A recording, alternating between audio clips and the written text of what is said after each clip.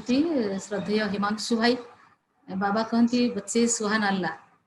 सबु चारि भाई मान भितर निश्चित भाव बयस छोट हिमांशु भाई, किंतु छोट हेले बहुत कम दिन भितर आपण बहुत किछि अनुभव निज भितर भरिक रखिछंती।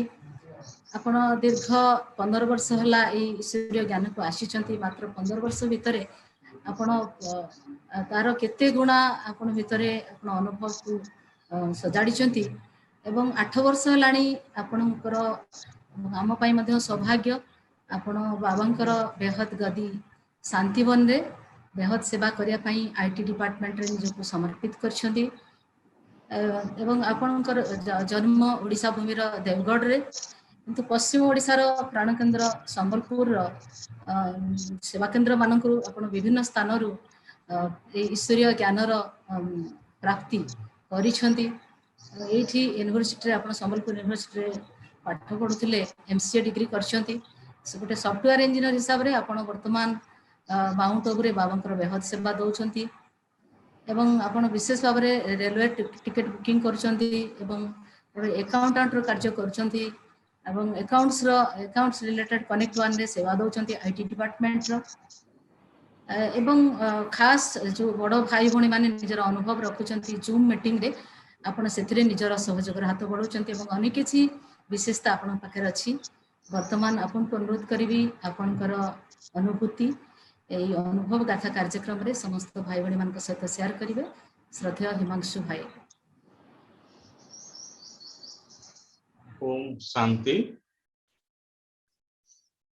आदरणीय पार्वती दीदी जी, बीनी दीदी जी, आरती दीदी जी तथा जूम और यूट्यूब के माध्यम से जुड़े हुए सभी भाई बहनों को मधुबन तपोभूमि से हिमांशु भाई का प्यार स्वीकार करना जी। जैसे दीदी ने बताया कि 15 साल पहले ही मेरे को ये ज्ञान मिला और उस टाइम भी मेरा उम्र 15 साल की ही था। तो इतना छोटेपन में इतना बड़ा ज्ञान कुछ समझ में नहीं आ रहा था, लेकिन शुरुआत में ही मैं आप सभी को ये बताना चाहता हूँ, मैं देवगढ़ डिस्ट्रिक्ट से ही हूँ और ज्ञान भी मेरे को देवगढ़ से ही मिला था मेरे लौकिक मौसी के द्वारा। और पहला दिन का अनुभव ये मैं शेयर करना चाहता हूँ आपको कि पहला दिन ही जैसे बाप दादा ने मौसी के द्वारा मेरे अंदर सोमान की जागृति दिलाई कि आप जैसे श्रेष्ठ भाग्यवान आत्मा इस दुनिया में कोई नहीं है। तो मौसी ने ऐसा समझा के मेरे को सेंटर लेके आया कि आज गुरुवार का दिन है, सरस्वती पूजा का दिन है, आप चलो हमारे यूनिवर्सिटी में आपको खड़ी छुआ कराऊंगा। ऐसा लेके मौसी जब लेके गए देवगढ़ आश्रम में, उस टाइम करेक्ट 7 बजे मैं एंट्री किया और करते ही अंतर मन में ज्योति जगा लो ये गाना स्टार्टिंग हुआ।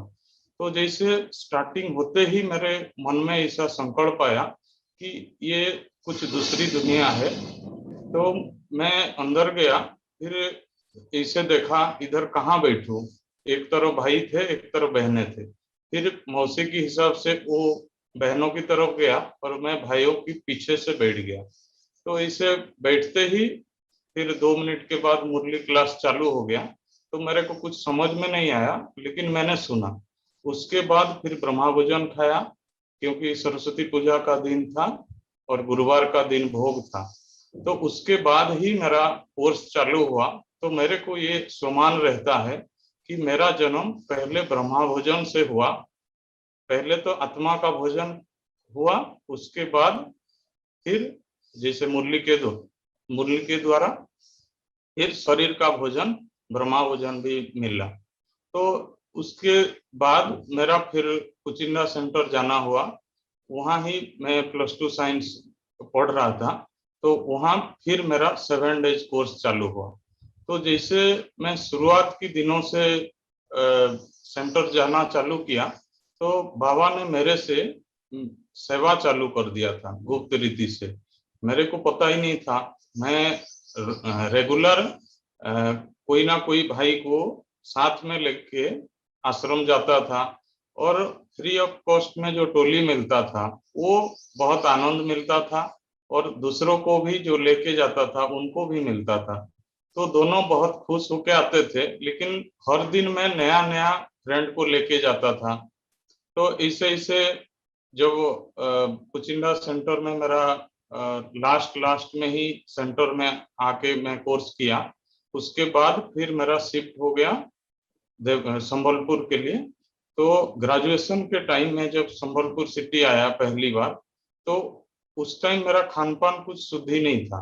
मैं ऐसे ही बाहर का चीजें खाता था, होटल में भी खा लेता था। तो जैसे ही सेंटर आता था, शुरुआत में तो मैं शाम की टाइम ही आता था और तुरंत ही चला जाता था। तो मेरे को ऐसा बोलते थे, ये रॉकेट भाई है कि ये आता है और चला जाता है, किसी को कुछ भी पता नहीं चलता है। तो एक दिन सामल भाई ने मेरे को पूछा कि आप कहाँ से हैं, क्या कहाँ से कोर्स किया, ये सारी डिटेल पूछने के बाद फिर मैं इसे रेगुलर स्टूडेंट तो था, तो धीरे धीरे फिर सेवा में मेरा हाथ लगने लगा।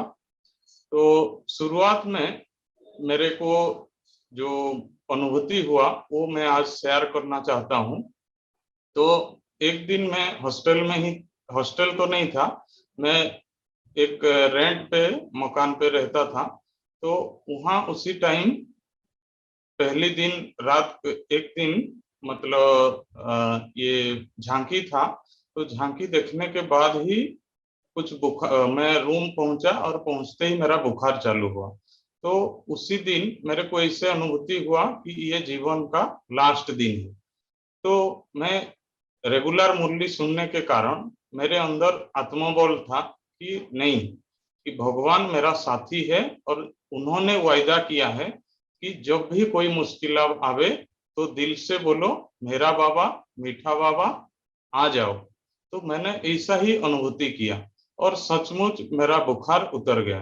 तो दूसरी दिन मैंने सेंटर गया, तो फिर थोड़ा मेरे को अनुभूति वहां से ही चालू होने लगा। तो धीरे धीरे फिर मैं मुरली क्लास करता गया, लेकिन खान पान का शुद्ध ही नहीं था। और ऐसे मेरे को जब एग्जाम में जाता था, मैं वही ज्ञान की बातें मनन चिंतन करके जाता था। तो मेरा ये दिल था कि मैं जो पढ़ के जाऊं वही चीज क्वेश्चन आंसर में भी आए। तो ऐसा मैं संकल्प करने करके उतना ही पढ़ता था, और पढ़ने के बाद उतना ही रियली एग्जाम में आता था। तो बहुत मजा आता था। फिर धीरे धीरे ऐसा पूछा तो बोले आप खान पान का शुद्धि करो, तो आपके अंदर प्योरिटी बढ़ेगा और आपका कैचिंग पावर बढ़ेगा। तो मैं तब सोचा कि खान पान का शुद्धि करूं। तो 2009 में ही मेरा खान पान का शुद्धि हुआ, 3 साल के बाद। तो उसके बाद ही जैसे ही मैं अन्न की शुद्धि किया और संगदोष की परहेज किया, तो मेरे अंदर एक अलौकिक खुशी अंदर ही अंदर आने लगा। और रियली मैं जैसा ही सोचता था ऐसा ही हो रहा था। तो मैं कुछ उलझन मान लो कुछ हुआ, तो मैं मुरली क्लास में जैसे ही बैठता था, वहाँ मुरली में ही मेरा सॉल्यूशन मिलता था। आज क्या करना है, क्या नहीं करना है, कैसे जीना है। तो इससे अलौकिक परिवार संबलपुर फुलवाड़ी की द्वारा जो मेरे को मिला, वो उसकी कारण ही मैं आज मधुबन धरणी पे 15 साल ज्ञान में हुआ, लेकिन 8 साल से मधुबन में ही हूँ। तो ये 8 साल कैसा बीता मेरे को कुछ पता ही नहीं चल रहा है। मेरा ये दिल था कि पहले तो मैं इतना पालना दीदियों का लिया और इतना हर प्रकार की समझानी मेरे को दिए। शुरू शुरू में मैंने बहनों को बहुत सवाल करता था कि ये मीठे बच्चे क्या है, सिकलधे बच्चे क्या है, क्योंकि क्यूरियोसिटी था। तो ऐसे जब धीरे धीरे मैं आगे बढ़ता गया और वहाँ की सेवा चालू किया, तो मेरे को बहुत ये मेहनत होता था, कोई बहनों को मैं समझा नहीं पाता था। एक बार प्रदर्शनी सेवा के लिए मेरे को बुलाया गया, तो मैं बोला सिर्फ मैं भाइयों को ही समझाऊंगा, कोई बहनों को नहीं। फिर मेरे को सुधीर भाई खास उठा के दीदी के, पार्वती दीदी के पास लाए, और दीदी मेरे को समझाए कि आप शरीर की भान में क्यों आते हो, आप उसको भी एक आत्मा समझो। तो मैंने उसी स्मृति को चेंज किया और उसी दिन से मैं मेरे लाइफ में कोई भी सिचुएशन आता है, जैसे बाबा की वाणी में आता है कि दुनिया में ऐसा कोई ताला नहीं है जिसका चाबी ना हो। तो भगवान के पास हर प्रकार का ज्ञान है जिस आधार से हम कोई भी परिस्थिति को पार कर सकते हैं। तो उसी विधि से मैं मेरा स्मृति को चेंज किया और मेरे अंदर जो भय था वो दूर हो गया। तो इसके लिए भी मैं दीदी को दिल से धन्यवाद देता हूँ। तो अनुभूति के हिसाब से जब मैं पहली बार मधुबन आना हुआ, मैं लाइफ में कभी इतना बड़ी सफर नहीं किया था, लेकिन दिल में ये था कि बाबा से जरूर मैं मिलूं। तो इसी उमंग उत्साह को लेके मैं बड़ी हिम्मत के साथ पहली बार ट्रेन में इधर मधुबन पहुंचा। तो जैसे ही पहला दिन पहुंचा तो उसके बाद ही सेकेंड डे पे, क्योंकि मैं रात को ही पहुंचा था 12 बजे के आसपास, तो दूसरी दिन रेस्ट लिया। तीसरी दिन मैं जब मधुबन गया तो जैसे म्यूजियम पहुंचा, पहुंचते ही मेरे को एक अनुभव हुआ कि मैं यहाँ ही सेवा कर रहा था और मेरा पूर्व जन्म जो है वो भी डीके था। तो मेरे को अजब लगने लगा। तो मैं ये बात किसी को शेयर नहीं किया, ऐसे ही आगे बढ़ता गया। तो ऐसा ऐसा अनुभव हुआ। फिर धीरे धीरे मैं जब पहुंचा, मेरे को एक दो दिन ऐसा अलग लगा कि क्या हुआ, मेरे को उधर ऐसा क्यों फीलिंग हो रहा है। फिर बाद में पढ़ाई की जो लगन से मैं वो बात भूल गया।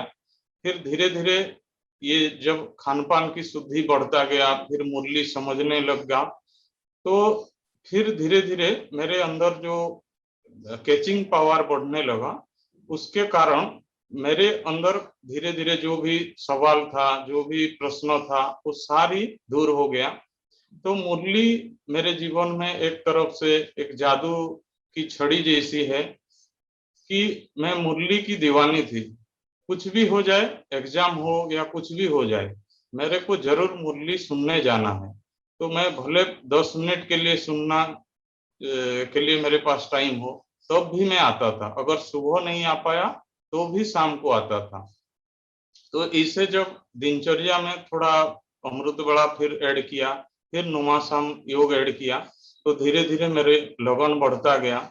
तो मेरे अंदर ये संकल्प आया कि ये ज्ञान मैं क्यों नहीं अपने परिवार को सुनाऊं। और बाबा का महावाक्य था, चैरिटी बिगिंस एट होम। तो उसके बाद फिर मैंने अपनी भाई बहनों को समझाया, लौकिक भाई बहन को। उसके बाद माता पिता को समझा के फिर घर में पाठशाला भी बनाया। तो बाप दादा ने जो मेरे से सेवा कराया, शुरुआत दिनों में मैं कुछ भी सेवा नहीं किया। तो दीदियों ने बहुत डांटते थे कि ऐसा भाई बाबा ने कैसा चुना जो कभी सेवा के लिए ना ही करता रहता है। तो मेरे को बोले तुम ना जी क्यों करता है। तो मैं बोला मैं ऐसा सेवा करूंगा कि उस टाइम आप नहीं कर पाओगी और मैं करूंगा। तो उन्होंने बोला ऐसा कभी होता है क्या, हम लोग जरूर करेंगे और तुम तो बाहर रहते हो। तो मेरे को उसी दिन संकल्प आया, मैं जरूर इनसे भी ज्यादा सेवा करूंगा। और उसी दिन से मेरा योग ज्यादा मैं बढ़ाने लगा, क्योंकि बाबा का महावाक्य था, दूसरी सेवा तो कोई भी कर सकता है और कैसी स्थिति में भी कर सकता है, लेकिन मेरे को इतना था कि मेरे को मनसा सेवा करना है।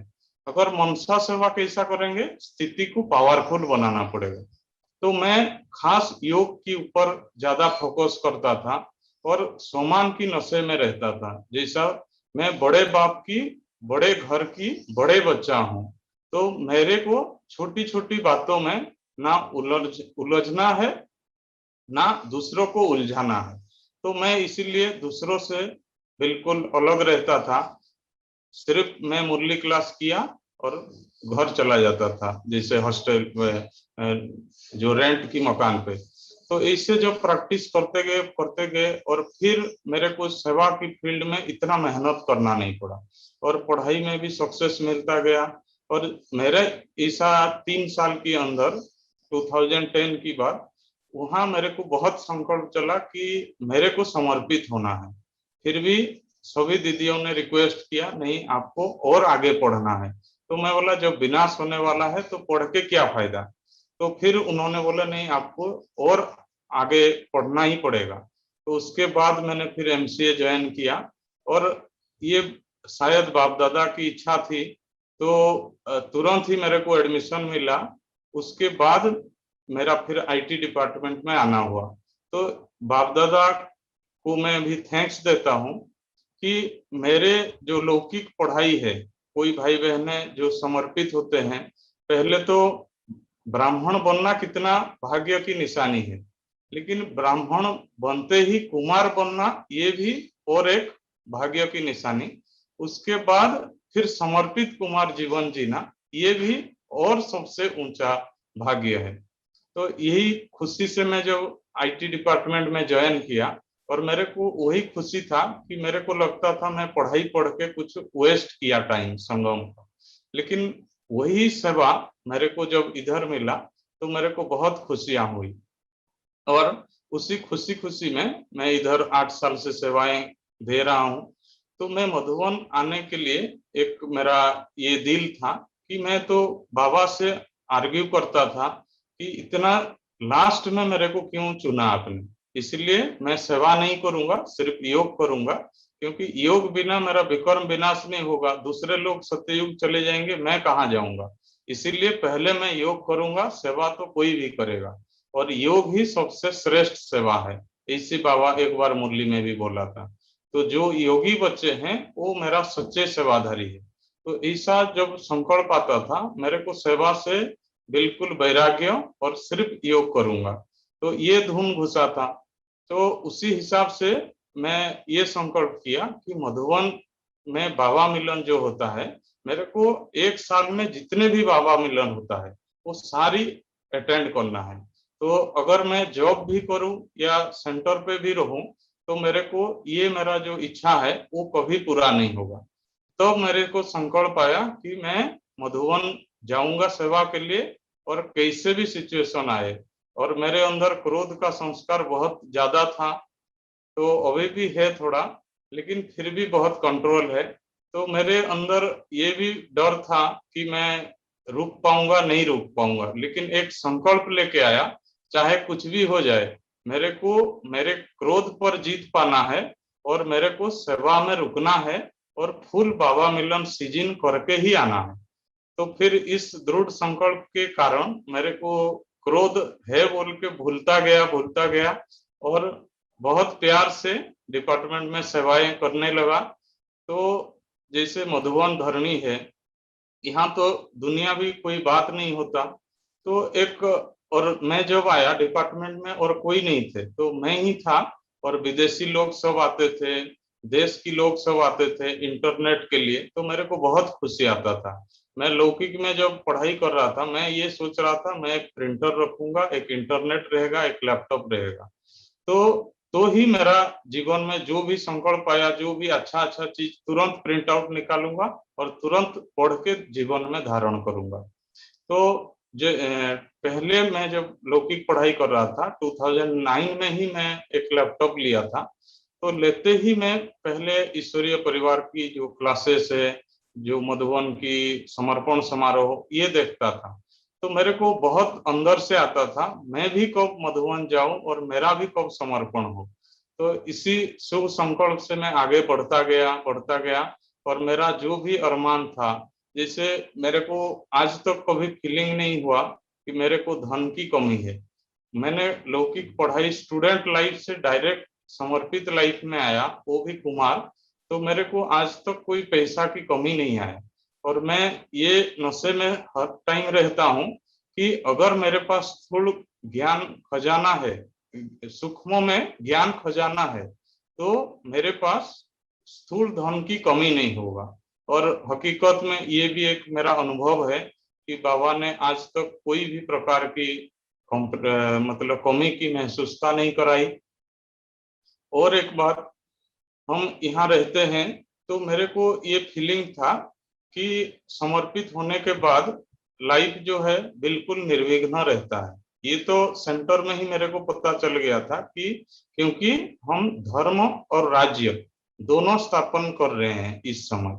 तो धर्म में तो सच्चाई होता है, लेकिन राज्य स्थापना जो होता है वहां धर्म के साथ, धारणा के साथ कुछ कुछ चक्कर चलता है। क्योंकि हम यहाँ क्यों आए हैं? सेवा करना, मतलब विघ्नों के बीच रहना। एक बार मैं अमीर चांद भाई जी से पूछा, भाई जी हम यहाँ क्यों आए हैं? तो भाई जी ने ये बहुत अच्छा आंसर दिया था कि हम यहाँ इसलिए आए हैं हिसाब किताब चुक्त करने के लिए। हम अपनी इच्छा से कहाँ भी नहीं जा सकते, हमारा हिसाब किताब जहां होगा वहां वो खींच के ले आएगा। तो उसी हिसाब से शायद मेरा मधुबन में कुछ हिसाब किताब था, उसी हिसाब से मैं यहाँ सेवा दे रहा हूँ। तो जब भी कोई भी परिस्थिति आ रहा है तो मेरे को ऐसा लग रहा है ये मेरे को हिसाब किताब चुक्त होने के लिए आ रहा है।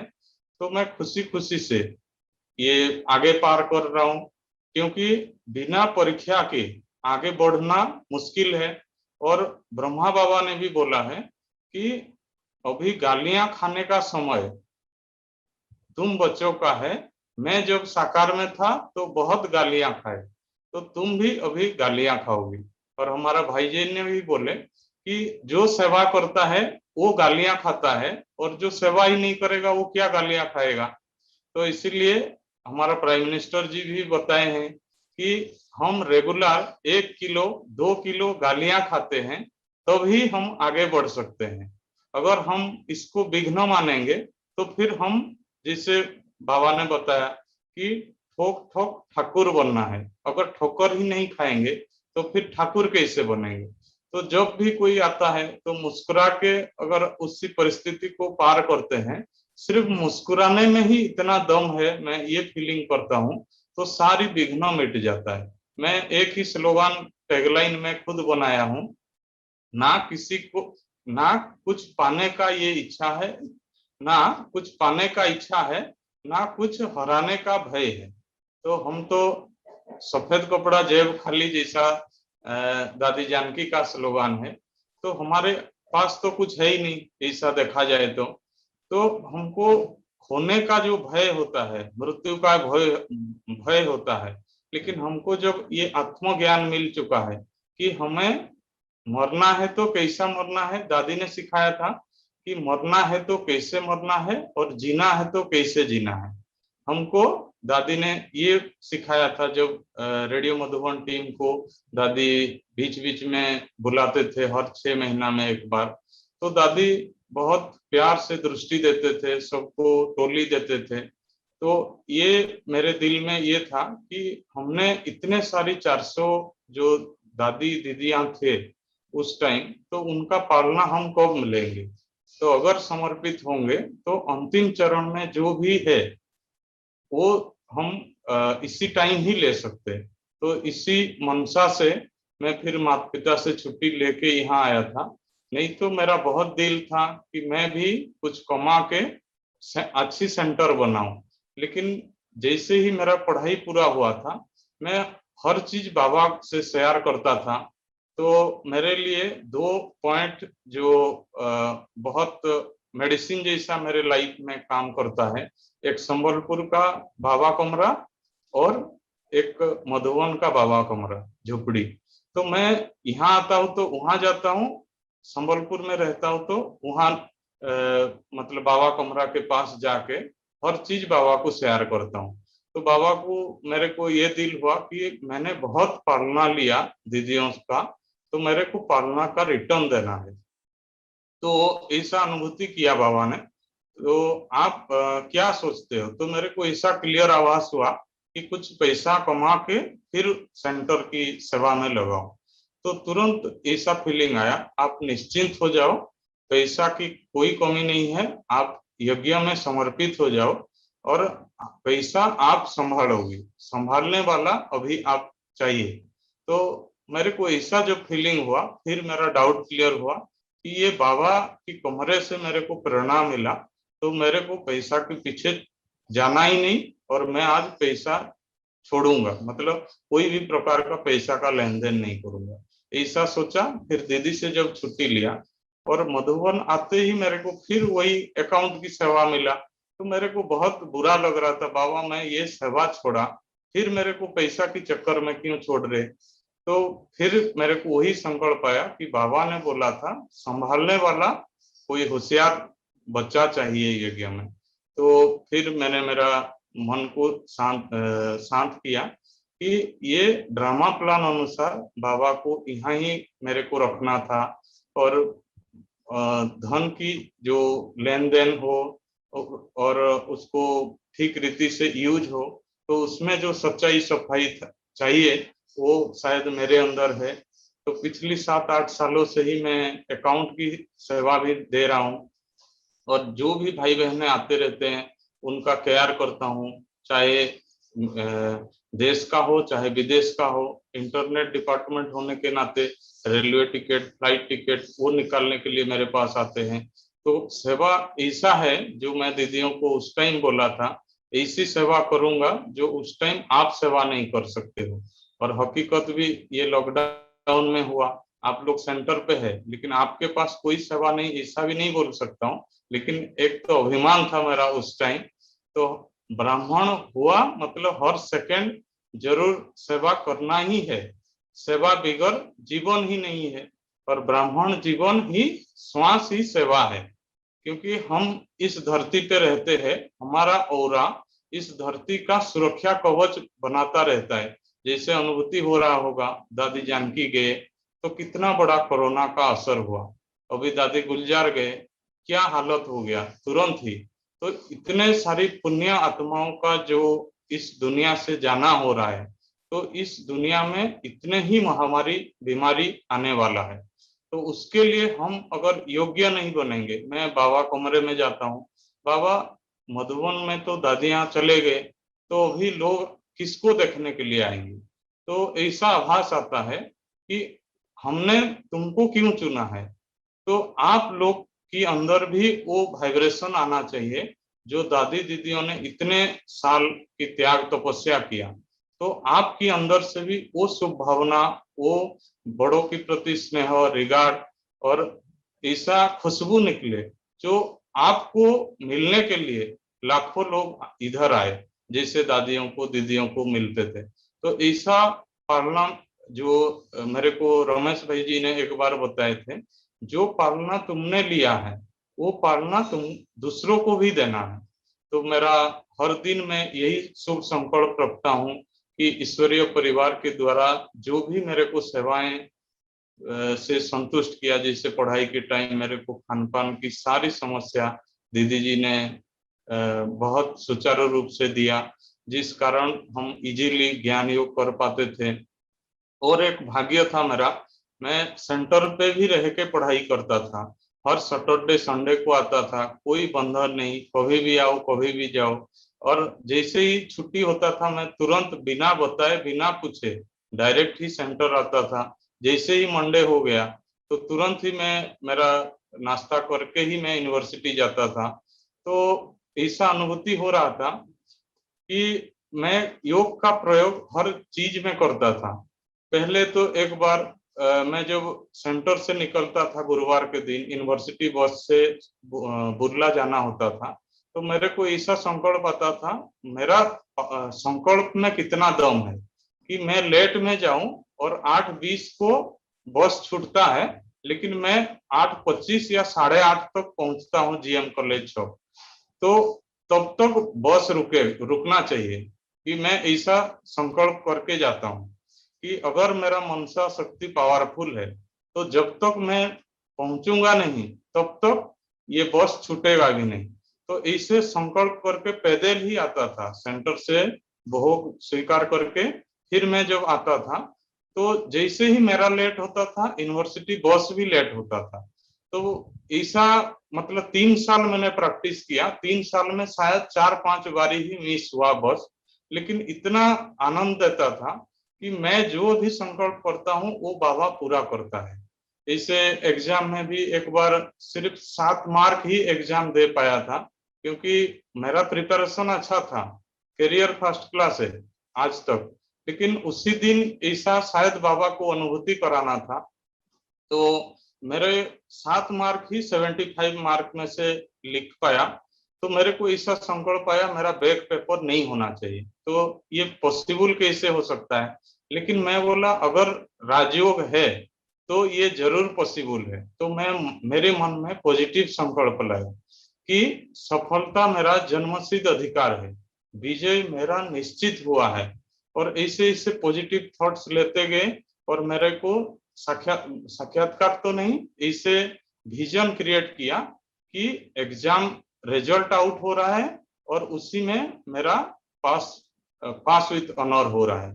तो उसी हिसाब से मैंने वो संकल्प दिया और रियली वो भी पूरा हुआ, 33 मार्क्स आया। तो उसी दिन बाबा को इतना प्यार से मैंने बोला कि बाबा मेरे अंदर क्या है जो हर प्रकार की आप जो भी मैं संकल्प करता हूँ वो आप पूरा करते हो, तो जरूर मेरा जीवन आपके श्री चरणों में है और आपकी मेरे सारी जीवन आपकी ही सेवा करता रहूंगा। तो ये शुभ भावना लेके मैं जीवन में आगे बढ़ा। फिर मधुबन आईटी डिपार्टमेंट में सेवाएं दे रहा हूँ। अभी शायद समय हो चुका है, इसलिए मैं पुनः अपनी दीदियों को भी थैंक्स देता हूँ। जो आप लोग पालना दिए उसका हम यहाँ रिटर्न दे रहे हैं। और उस टाइम आपको कुछ तो बोला है, तो आज मैं आपसे दिल से माफी मांगता हूँ। और ओम शांति। बहुत बहुत धन्यवाद हिमांशु भाई।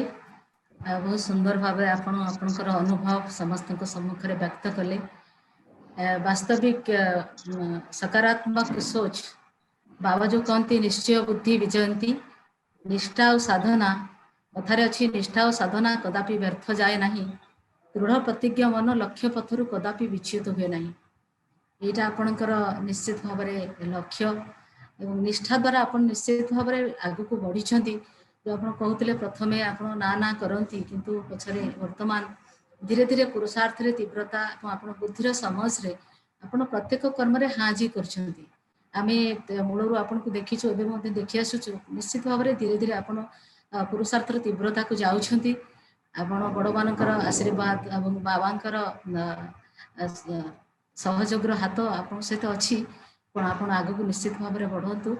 आप जो अनुभव शुणिले, अनुभव अनेक आत्मा मान को निश्चित भाव में अनुभवी मूर्त बन आग को पुरुषार्थ मार्ग में बढ़ाई निश्चित भाव में सहयोगी ये आशा रखुच्छी। से समस्त तरफ आपको बहुत बहुत धन्यवाद। वर्तमान गोटे सूचना, आसंता काली रविवार कुमारी मानक पई, पश्चिम ओडिशार कुमारी भौणी मानक पई भट्टी कार्यक्रम रखाई। बड़ दीदी खुशीर सहित उत्कंठार सहित जो कुमारी भौणी माने अच्छी बर्तमान लॉकडाउन पीरियड रे क्लास आसी पार ना कहीं। ये समय गत रविवार दिन थिला कुमार भाई मानक पई आसंता रविवार काली 10:30 रु 1 पर्यंत सकाळ आवर रे कुमारी भौणी मानक पई भट्टीर कार्यक्रम रखाई। एवं कुमारी भौणी मानक आशा रखी आपण माने जूम रे जोड़ी हेबे। एवं ये जदिव कुमारी भट्टी तथापि आम ब्राह्मण परिवार समस्त या खोला। दीदी ये संदेश देइछंती सब ब्राह्मण परिवार भाई भौणी माने जोड़ी हो पारे और आपण माने यूट्यूब रे जोड़ी हेबे और खास कुमारी माने से माने जूम रे जोड़ी होकर कार्यक्रम लाभ नेबे।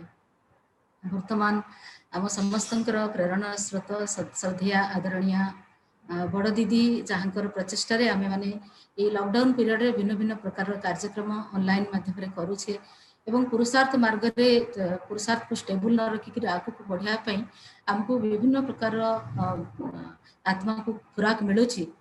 से बड़ दीदी को समस्त तरफ आशा रखी आपणकर दिल रो उद्गार आज जो रहिला हृदयर गाथा कार्यक्रम, तो से कार्यक्रम रे आपण कार्यक्रम पाई आपणकर दिल रो उद्बोधन सुप्रेरणा समस्त रखिए।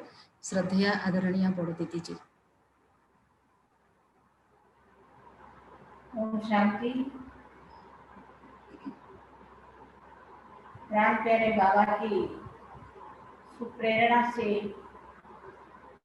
इस लॉकडाउन के अंदर खास तौर पर अनुभव की अमूल्य रत्नों को बाबा विशेष 4 रत्नों को जो आज पश्चिम ओडिशा संबलपुर की ऑनलाइन में जो उपस्थित कराया है, वो भी हम दिल से बाबा को शुक्रिया अदा कर रही हूँ, क्योंकि अंदर ही अंदर महसूस कर रही थी इन 4 महान रत्नों को खास क्यों बाबा ने टच कराया।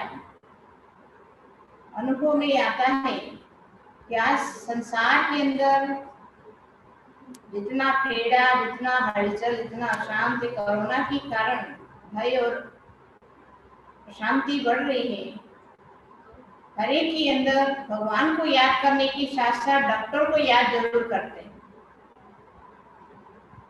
कोरोना में हॉस्पिटल या डॉक्टर या नर्स इन लोगों को बहुत ही याद करते हैं। डॉक्टर के रूप में हम सबकी सन्मुख कौन था, आप सभी तो अच्छी तरह से जान गए होंगे। दूसरा याद कौन करते हैं किसको? तो कोरोना इतना फैलता जा रहा है, दुनिया के हालचाल को चारों तरफ पहुंचाने के लिए मीडिया की भी जरूरत है।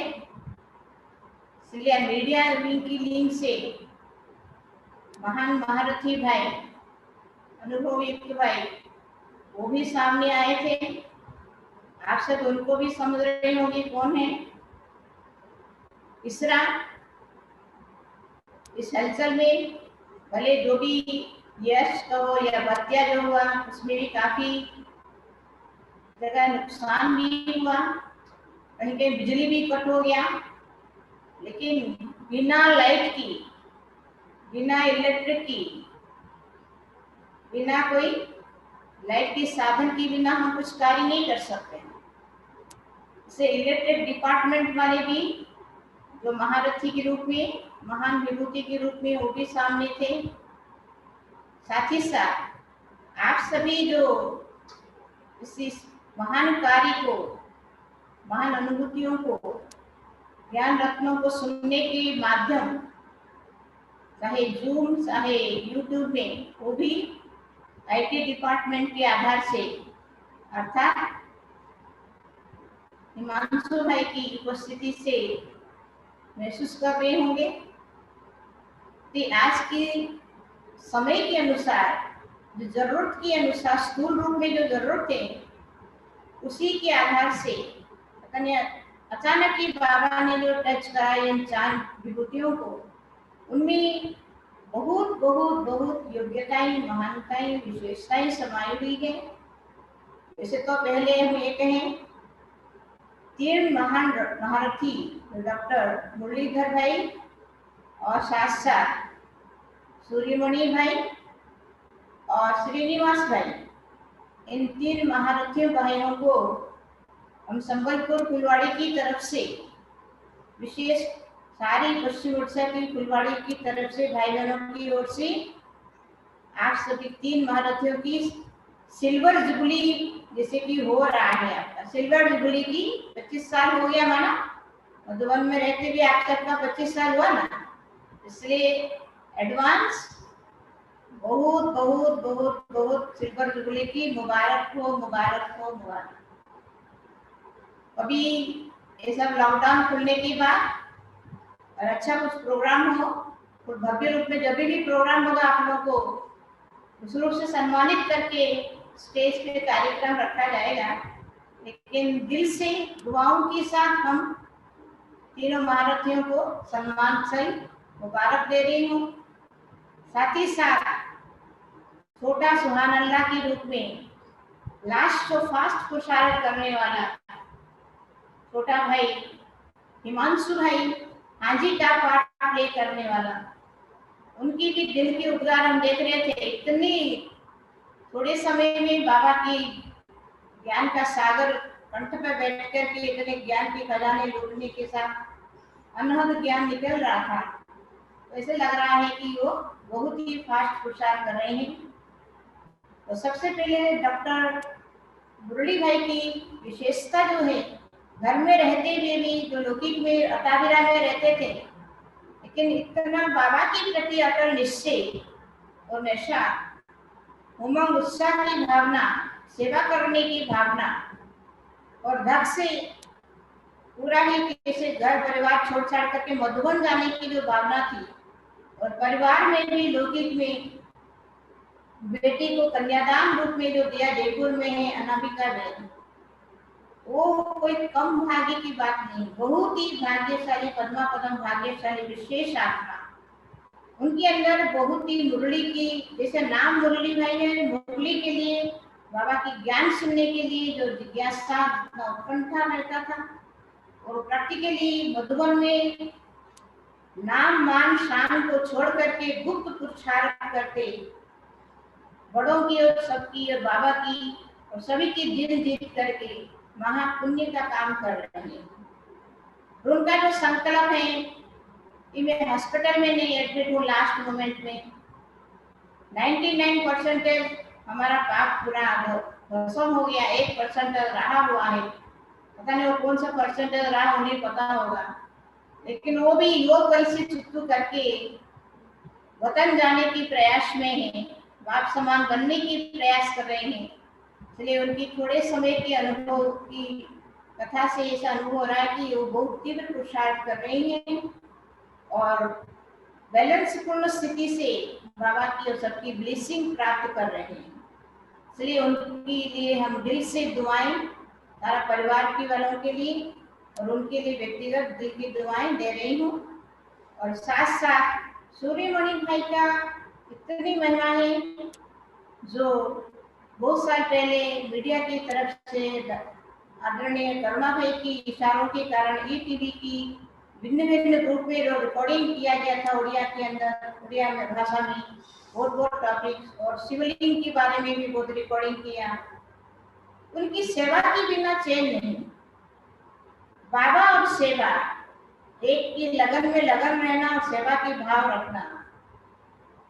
भले उनकी शरीर थोड़ा बहुत ऊपर नीचे हुआ, हार्ट की प्रॉब्लम हुआ, फिर भी चेहरा सदा ही हंसमुख, जैसे कुछ हुआ ही नहीं, सूली से कांटा महसूस करके सेवा की धुन में बाबा की छत्र छाया में रहते हुए, सभी की छत्र छाया में रहते हुए आगे बढ़ रहे हैं और बहुत ही निर्वाणचित होकर के सेवा भाव रखते हुए सेवा कर रहे हैं। इसलिए उनके लिए भी हमारी दिल की शुभ भावनाओं के आधार से बहुत बहुत थैंक्स हो।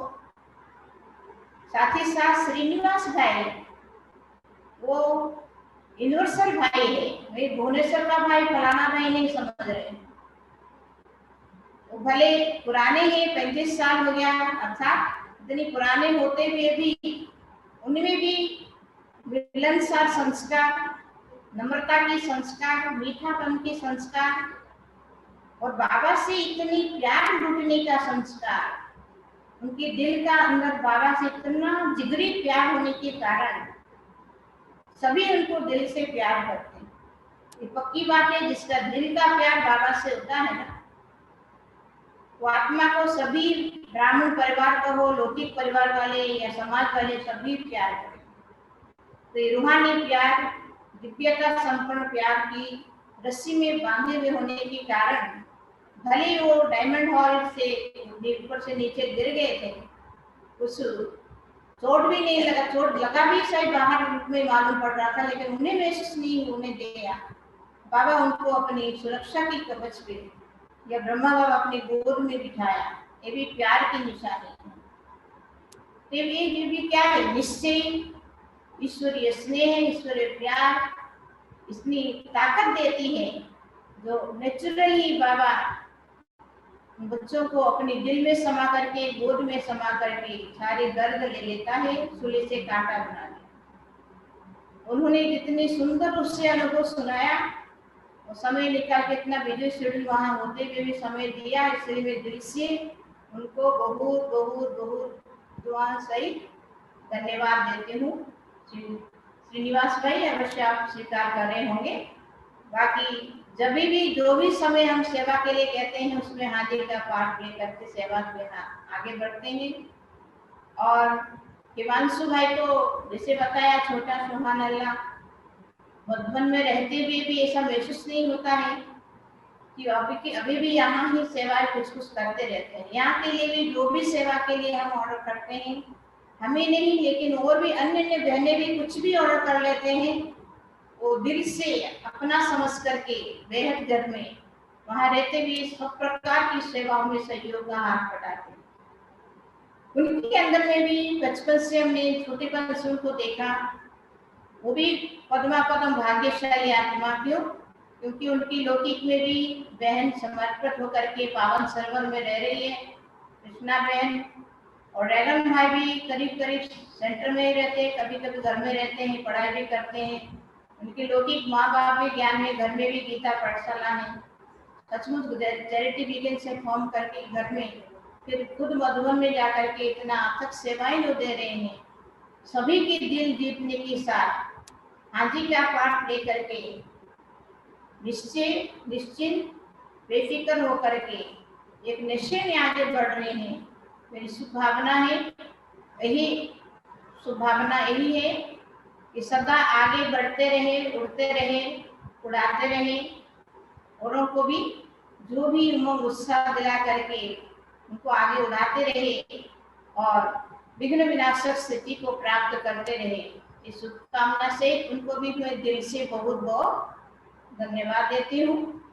तो आज की इस महान कड़ी को लेते हुए 4 महारथियों का विशेषता संपन्न स्वरूप स्थिति इस प्रकार आगे भी शनिवार को अलग अलग रूप में जो मधुबन के अंदर सेवाएं दे रहे हैं, उन महारथियों को आह्वान किया जाएगा। क्योंकि यहाँ रहते हुए मधुबन हम लोग जा नहीं पा रहे हैं, लॉकडाउन के कारण बाहर से भी कोई आ नहीं पा रहे हैं, इसलिए कम से कम एक साधन ऐसा है, कंप्यूटर के माध्यम से, ऑनलाइन के माध्यम से हम दूर होते हुए भी समीपता का अनुभव जैसे कर रहे हैं। इसलिए आप लोग बिना टिकट काट करके, बिना उस साधन से क्या ऐसे उड़ करके कहाँ पहुंचे? हम लोग मधुबन में पहुंचे या आप लोग संबलपुर में पहुंच गए, क्या कहें? इसलिए इस खुशी की मारे सबको, जो भी जूम में जुड़े हुए, यूट्यूब में जुड़े हुए सभी भाई बहनों को ये कार्यक्रम बहुत ही अच्छा लगा होगा। मधुबन का भाषण, मधुबन का अनुभव, दादियों का, बाबा का और चरित्र भूमि का जो अनुभव है, जितना बांटो उतना कम है। ये अनुभव ऐसा जारी रखेंगे और आप सभी को भी खूब खजाना लूटने का मौका मिलेगा। और सभी जो भी जुड़े हुए जूम में, यूट्यूब में, जब सभी को बहुत बहुत दिल से धन्यवाद। ओम शांति। सभी को दुआएं देने वाली, सभी को शुभ भावना, शुभकामनाओं के द्वारा आगे बढ़ाने वाली श्रद्धेया बड़ी दीदी को सभी की तरफ से बहुत बहुत बहुत धन्यवाद।